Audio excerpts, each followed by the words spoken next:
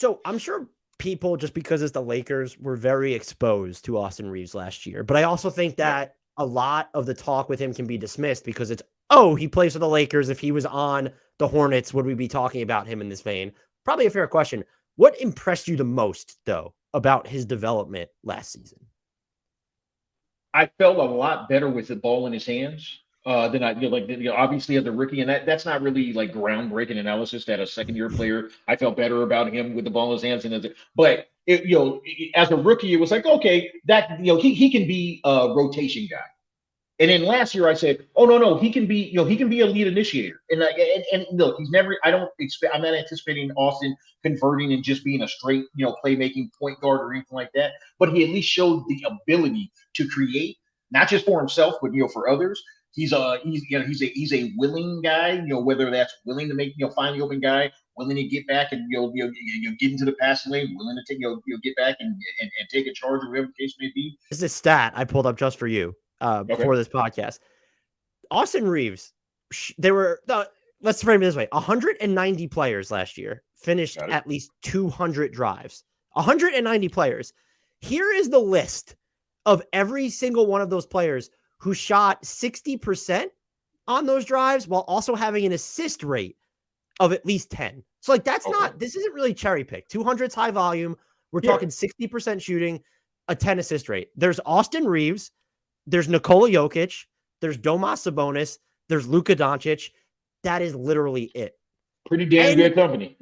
and he's none of those players. I want to make that clear. Yeah. But he No. wasn't working.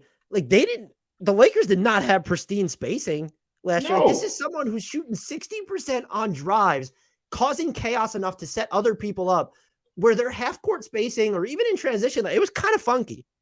Yes. It doesn't look like your traditional start from one place and blitz to the basket. He's a little bit herky jerky, but he's also got some quickness. Austin Reeves is a ball player. Again, if you're asking Austin Reeves to be your second or third best player, you're probably not going to be a great team. You're going to be you may be competitive depending upon the mix. Probably not going to be a great team. But if you're asking Austin Reeves to be your fourth or fifth best player and simply contribute where he can and fit in where he can fit in, then you're cooking with hot grease, and I think that's where the Lakers are right. And look, it was the ball handling and decision making for me was what I was most impressed with. I'd probably like to, well, this steps too much on the toes of the next question. I kind of have to monitor, like, he shot like 50+% from mid range the past 2 years. He shot 80% at the rim last year. And I'm like, there's no way that's sustainable. But you know what he shot in year one? He shot 71% at the rim, Yeah. which is still just a ridiculous clip. He's probably one of the most fascinating players to me because I don't actually think people outside of Lakers fandom or media really understand how much of a swing piece that this Yeah. guy is. And so with that in mind, what are you watching most closely for as he enters year 3? How his body looks specifically to like now that he's been in multiple training camps, multiple you've been with an NBA franchise for multiple years, coming off of the FIBA experience. So how his body, like how his body looks, how he reacts on the defensive end. Now here's the thing. The funniest thing about, especially with NBA fans, is sometimes, and I'm guilty of this as well, but like I will cherry pick stuff, or like say for instance, like in the Olympics, like where there were like 5 possessions where like he got hunted or whatever the case may be. Where it's like if you look at it, every other possession, someone else was getting hunted. So like everyone is getting hunted at some point or another. But he's a willing defender. He is. He's not like I don't necessarily love him defending, threes and fours, which at times, he was asked to do that in the Olympics as well as on this Lakers team last year. But if you put him on ones and twos, I feel pretty damn good about it. I actually want to see, what his defense is like this year. If his conditioning is just that, a tick better, his athleticism just a tick better.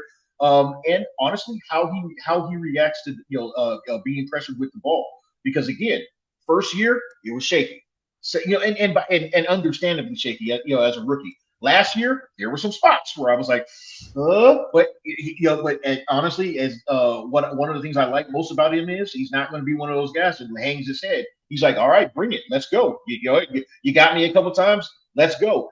And it's for that reason that I'm expecting him to be even slightly better at handling that type of actual ball pressure. So really it's just a matter of it, like he doesn't have to like come out and change anything tremendously. It's just making slight improvements across the board, and I think that's what he's going to do. That's what I anticipate out of I think what could also help him defensively is I like sort of the assignment archetype they threw him on, which was mostly there were some stationary players, but it was like kind of the movement shooters where you didn't have to necessarily defend at the point of attack all the time.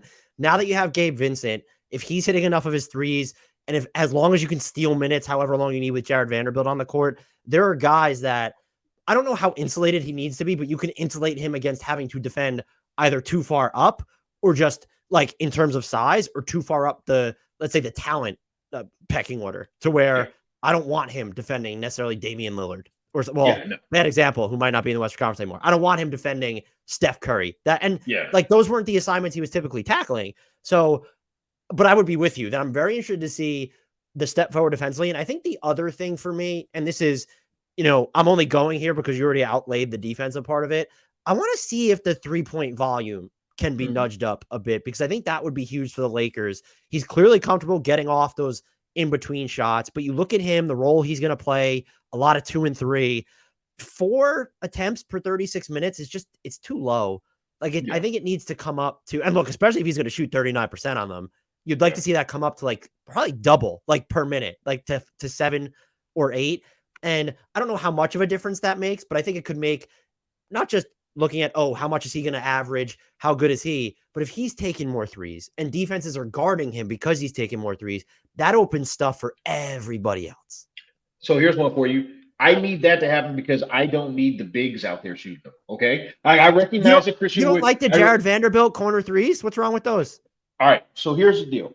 If he can just knock down league average from wide open corner threes, I'm fine with it. But if you can't, then no, I don't want you jacking them up. And the funniest thing is, like, people, when I let out with I don't want the big shooting threes, people will automatically think I'm throwing shade at AD. I'm not, even though I don't need you shooting those either. But it's really just a matter of I would still prefer.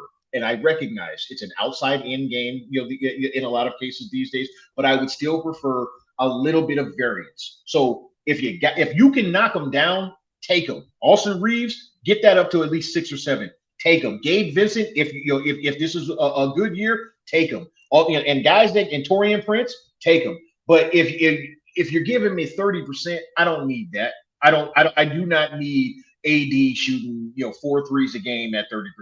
I do not need, if Vanderbilt can't get that over at least 34, 35%, I don't need you taking 5 or 6 of those a game, because it's a wasted possession at that point.